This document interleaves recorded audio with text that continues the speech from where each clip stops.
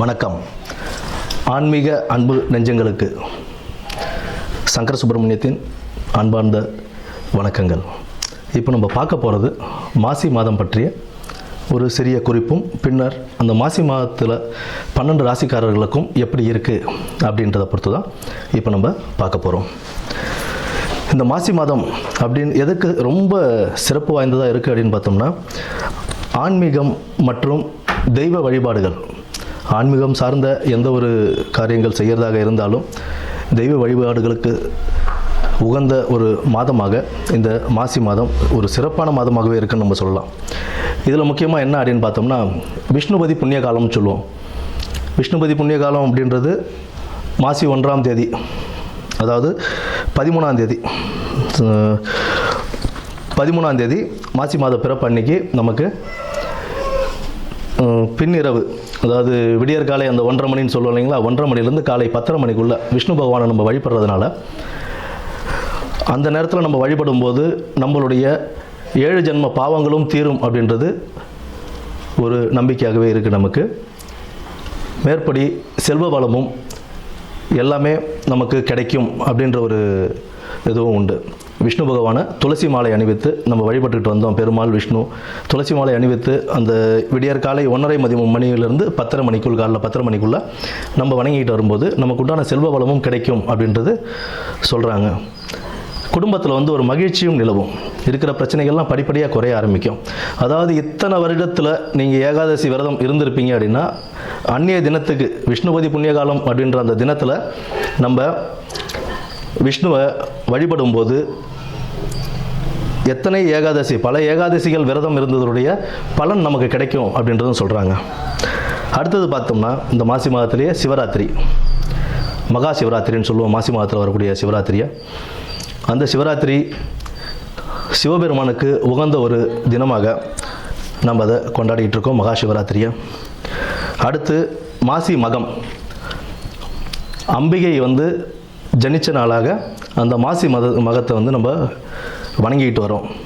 அம்பிகைக்கு ரொம்ப உகந்த நாள் அந்த நாளில் தான் நமக்கு இந்த நீராட்டெல்லாம் செய்வாங்க. கடலில் போய் குளிச்சுட்டு வர்றது, இந்த மாதத்தில் அதெல்லாம் செய்யும்போது கடலில் குளிக்கிறது, ஆன்மீக ஸ்தலங்களுக்கு போயிட்டு வர்றது, இதெல்லாம் ஒரு பெரிய புண்ணியத்தையே தரக்கூடிய ஒரு மாதமாக இந்த மாசி மாதம் அவ்வளோ சிறப்பு வாய்ந்த மாதமாகவே இருக்குது. இந்த மாசி மாதத்தில் பெண்கள், திருமணமான பெண்கள் தாலி பிரித்து கோத்தாங்க அப்படின்னா அவ்வளோ விசேஷம். அடுத்தது இந்த பூணல் அணிவிக்கும் இதுவும் சொல்லுவாங்க. மாசி பூணல் பாசி படியாதுன்னு சொல்லுவோம். மாசி மாதம் பூணல் அணிஞ்சால் அவ்வளோ விசேஷமாக கருதுவாங்க. புதுசாக பூணல் போடுறாங்க அப்படின்னா, யஜ்ஞோபவிதாரணம் செய்கிறாங்க அப்படின்னா, அதுக்கு மாசி மாதத்தை மேக்ஸிமம் ஆட்கள் மாசி மாதம் தான் தேர்ந்தெடுப்பாங்க. ஏன்னா அவ்வளோ விசேஷமான ஒரு மாதமாக இந்த மாசி மாதம் இருக்குது. அது மட்டும் இல்லாமல் புனித நீராடுதல், விரதங்கள், குலதெய்வ வழிபாடு, இதெல்லாம் நம்ம பண்ண இந்த மாதத்தில், இந்த மாதம் ஃபுல்லாகவே ஒரு சிறப்பான மாதம் தான். ஆன்மீகத்துக்கும் தெய்வ வழிபாடுக்கும் ரொம்ப ஒரு சிறப்பான ஒரு மாதமாகவே இந்த மாதம் அமையும். இனி வரப்போவது 12 ராசிகளுக்கு உண்டான பலன்களை என்னன்னு நம்ம பார்ப்போம். நன்றி. பூசம் நட்சத்திரம் நேயர்களுக்கு, பூச நட்சத்திரக்காரங்களுக்கு இந்த மாசி மாதம் எப்படி இருக்க போகுது அப்படின்றத பார்த்துருவோம். பணவரவு எதிர்பார்த்தபடி இருக்குங்க. நீங்கள் எதிர்பார்த்த பணவரவு கிடைக்கக்கூடிய ஒரு மாதமாக தான் இருக்கும். அதே நேரத்தில் வேலை பளு கூடக்கூடிய ஒரு மாதமாகவும் இந்த மாதம் அமையும். ஆனால் உங்களுடைய கடின உழைப்பும், உங்களுடைய உங்களுடைய எதிர்பாராத உங்கள் மன தைரியமும், அதை கடின உழைப்பை போட்டு அந்த வேலையை முடித்து மேலதிகாரிகள்கிட்ட ஒரு நல்ல பெயர்களை வாங்கக்கூடிய ஒரு மாதமாகவும் இந்த மாதம் உங்களுக்கு அமைத்து கொடுக்குங்க.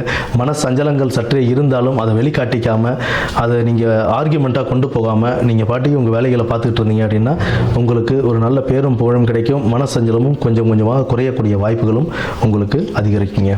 எந்த ஒரு விஷயத்தையும் 1க்கு 4 முறை யோசனை செய்ய வேண்டும். அதை செய்யும்போது எந்த ஒரு தடை தாமதங்களும் இல்லாமல் ஒரு நல்ல பெயரோட அந்த வேலையை முடித்து கொடுத்து பாராட்டியும் பெறுவீங்க. மேலதிகாரிகளிடம் அனுசரித்து போவது மிகவும் முக்கியமான ஒரு விஷயம். வீண் அலைச்சல்கள், வீண் விவாதங்கள் உங்களுடைய பேரையும் உடல் ஆரோக்கியத்தையும் கெடுக்குங்க. மன சஞ்சலம், மனத்தில் இருக்கிற எந்த ஒரு கஷ்டமாக இருந்தாலும் நண்பர்களிடம் கொட்டி தீர்த்துருங்க. அதுதான் உங்களுக்கு ஒரு நல்ல ஒரு மன தெம்பை கொடுத்து உங்கள் தைரியத்தையும் அதிகமாக்கி வழிவகுத்து கொடுக்குங்க. மாணவர்களுக்கு கல்வியில் சற்றே கவனம் தேவை. கவனத்துடன் கடின உழைப்பு போட்டிங்க அப்படின்னா அதில் ஒரு நல்ல மதிப்பெண்கள் எடுக்கக்கூடிய ஒரு மாதமாக இந்த மாதம் அமையுங்க. கூடுதல் மதிப்பெண்களுக்கு நல்ல ஒரு கடின உழைப்பு ரொம்ப அவசியங்க.